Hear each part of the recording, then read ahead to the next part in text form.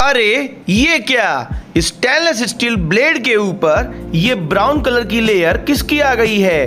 कहीं ये कॉपर तो नहीं? आखिर कैसे कॉपर स्टेनलेस स्टील के ऊपर कोटेड किया गया है? ये प्रोसीजर क्या है, चलिए जानते हैं।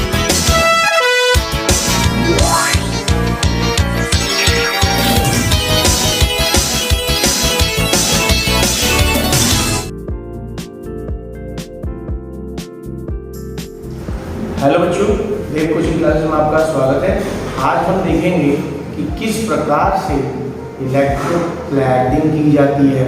इलेक्ट्रोप्लेटिंग का मतलब, जैसे कि आप लोगों ने सुना होगा कि आपके घर में कभी भी कोई फंक्शन हो रहा है और फंक्शन के लिए आपके मम्मी के पास में ज्वेलरी नहीं है, गोल्ड की ज्वेलरी नहीं है, तो वो मार्केट से गोल्ड प्लेटेड ज्वेलरी लेके आती हैं। मतलब मेटल तो दूसरा होगा पर उसके ऊपर जो कोटिंग है वो गोल्ड की होगी। यानी कि किस प्रकार से एक मेटल के ऊपर दूसरे मेटल की कोटिंग की जाती है, आज हम ये सीखेंगे। इसी के साथ में आज आप लोगों को सीखने को मिलेगा कि अगर मान लीजिए कोई हमारे पास में एक मेटल है जिस मेटल के ऊपर कोरोजन होने के चांसेस हैं, यानी कि उसके अंदर जंग लगने के चांसेस हैं, तो उस कोरोजन से बचाने के लिए हम किस तरीके से दूसरी मेटल की कोटिंग कर देते हैं, ताकि अगर फर्स्ट टाइम में अगर कोरोजन होता है तो जो ऊपर की जो लेयर है दूसरे मेटल की जो हमने कोटिंग की थी उसका कोरोजन हो, और हमारा जो मेन ऑब्जेक्टिव था कि जो इंटरनल जो मेटल है वो बच जाए, तो उसको किस तरीके से हम बचाते हैं, किस तरीके से उसका प्रॉपर तरीके से प्रोसीजर है, ये हम जरा देखते हैं। तो बच्चों, आप लोगों को पता होना चाहिए कि जैसे कि हम इस एक्सपेरिमेंट में 3 चीज़ों का यूज़ करेंगे। सबसे पहले हमारे पास में कॉपर सल्फेट का सॉल्यूशन होना जरूरी है।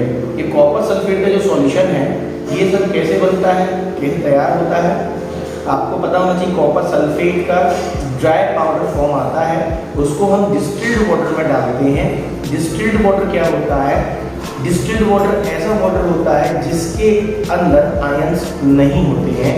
हम डिस्टिल्ड वाटर के अंदर इस कॉपर सल्फेट के क्रिस्टल्स डालते हैं और उसके बाद में ये सॉल्यूशन तैयार हो जाता है। और उसके बाद में दूसरा हमारा जो रिक्वायरमेंट रहेगा वो है हमारी ये 9 वोल्ट की बैटरी।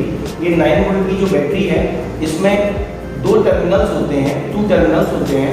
एक है पॉजिटिव टर्मिनल और एक है नेगेटिव टर्मिनल। आप लोगों ने इलेक्ट्रोलाइसिस अगर थोड़ा बहुत भी पढ़ा हो तो आप लोगों ने पढ़ा होगा कि इलेक्ट्रोलाइसिस कराते समय हमेशा हमें 2 इलेक्ट्रोड बनाने पड़ते हैं। एक होता है कैथोड, एक होता है एनोड। तो आपके लिए मैं जरा जानकारी दे दूं कि कैथोड किसको कहते हैं, एनोड किसको कहते हैं।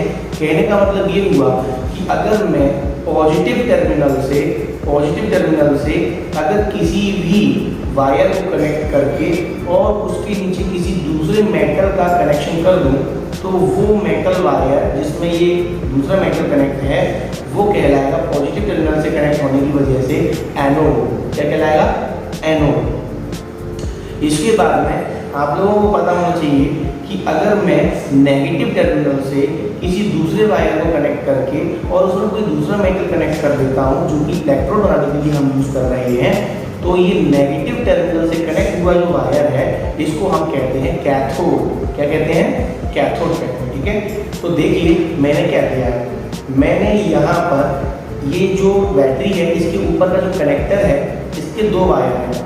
ठीक है, अब इसकी जो 2 वायर हैं इसका एक वायर जो है जो कि मेरा पॉजिटिव टर्मिनल से कनेक्ट होगा, उस पॉजिटिव टर्मिनल से मैंने उस वायर को ज्वाइन करते हुए नीचे एक मेटल जोड़ा है जिस मेटल का नाम है कॉपर। क्या नाम है इसका?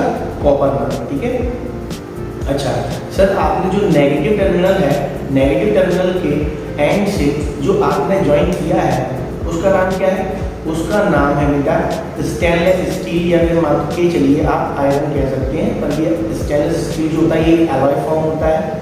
मेरे पास में यही था इसलिए मैंने अभी इसको यूज़ कर लिया है। क्या मैं इसके ऊपर आपको एक्सपेरिमेंट करके बता रहा हूँ, तो ध्यान से आपको देखने की जरूरत है। आप लोगों को ज़रा ध्यान से एक चीज़ समझना है कि मैं करना क्या चाहता हूँ कि जब मैं इसको मेटल को जब मैं इस बैटरी स्विच के अंदर जब कनेक्ट करूँगा इन दोनों इलेक्ट्रोडों को, तो इसके अंदर करंट फ्लो नहीं होगा। इसलिए नहीं होगा क्योंकि उस वक्त ये सर्किट ओपन है, ये क्लोज नहीं है। जब ये ऐसे इस तरीके से क्लोज होता है तो ही करंट सर्कुलेट करता है।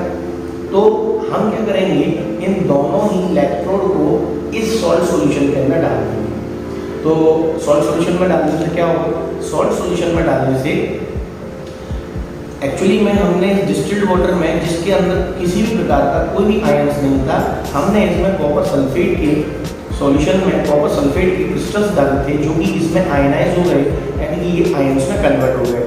तो इसमें जो दो प्रकार के आयंस बने हैं Cu+2 SO4-2, इस प्रकार से इसके अंदर दो प्रकार के आयंस आ जाएंगे कॉपर सल्फेट के टूटने से या डिजॉल्व होने से।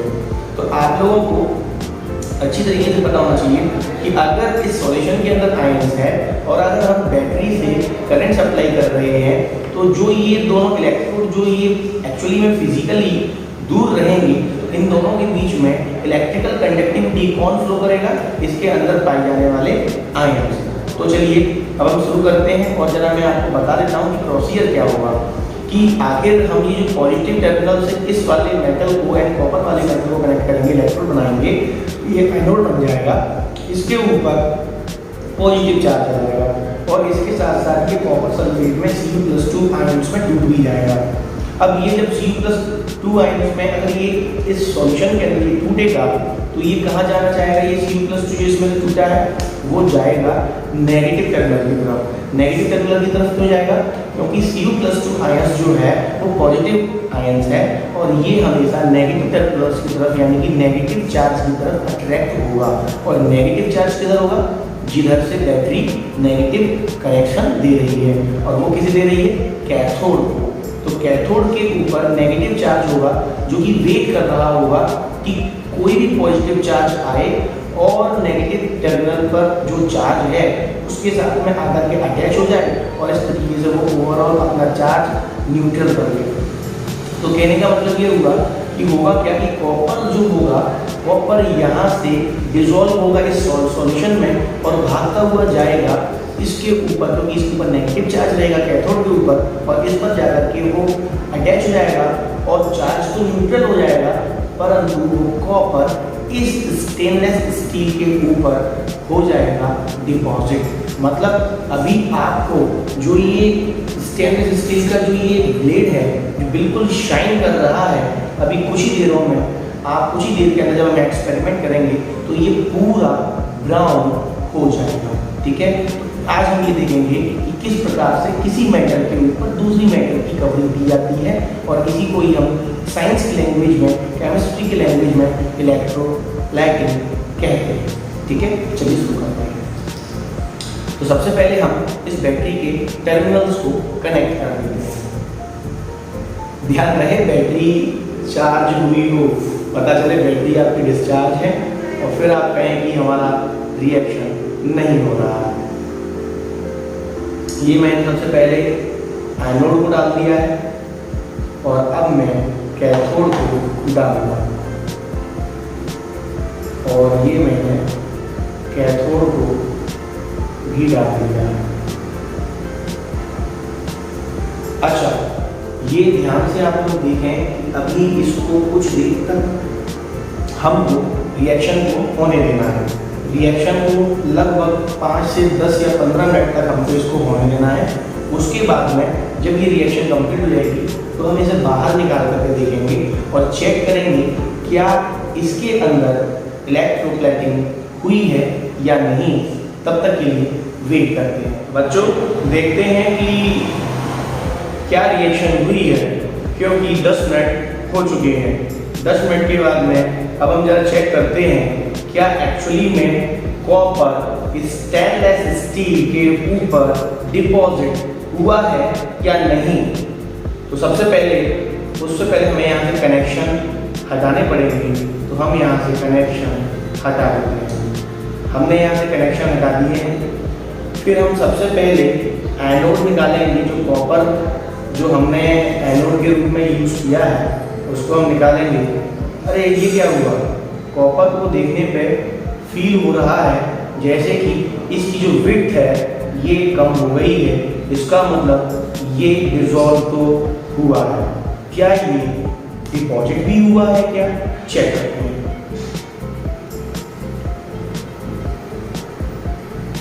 अरे ये क्या हुआ, इसके ऊपर तो ब्राउन कलर की लेयर प्रॉपर तरीके से आ गई है। मैं आपको आकर के इसको प्रॉपर तरीके से दिखाता हूँ। देखिए आप सभी लोग, इसके ऊपर किस प्रकार से ये कॉपर डिपॉजिट हो गया है। इसके ऊपर किस प्रकार से कॉपर डिपॉजिट हुआ है। देखने पर आप सभी लोगों को इसके ऊपर ये ब्राउन कलर देखने पे समझ में आ रहा होगा कि इसके ऊपर ये कॉपर डिपॉजिट हो गया है। तो बच्चों, कैसा लगा आज का एक्सपेरिमेंट? आप लोगों को अब समझ में आ ही गया होगा कि किस प्रकार से एक मेटल के ऊपर दूसरे मेटल की कोटिंग हम करते हैं। ठीक है, किसी को भी इस एक्सपेरिमेंट से रिलेटेड कोई भी डाउट हो, नीचे कमेंट बॉक्स में कमेंट करके मुझसे पूछ सकता है।